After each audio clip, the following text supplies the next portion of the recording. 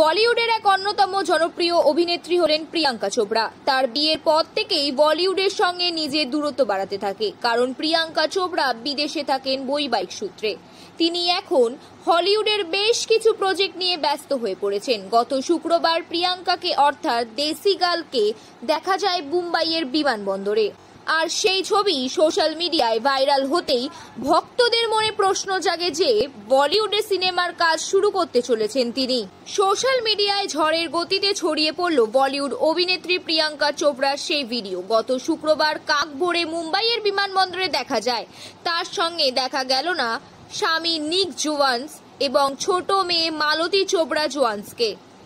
প্রিয়াঙ্কা চোপড়া মার্কিন যুক্তরাষ্ট্র থেকে ভারতে এলেন সেই দিন রাতে, কিন্তু হঠাৎ দেশি গার্ল প্রিয়াঙ্কা ভারতে পাড়ি দিলেন কেন?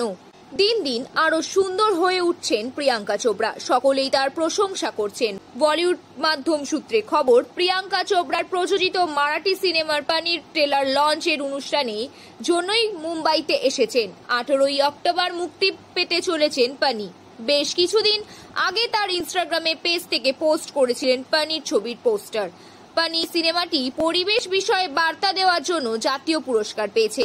এরই মধ্যে হলিউডের অ্যাকশন ড্রামা ব্লফ এর শুটিং শেষ করেছেন প্রিয়াঙ্কা চোপড়া।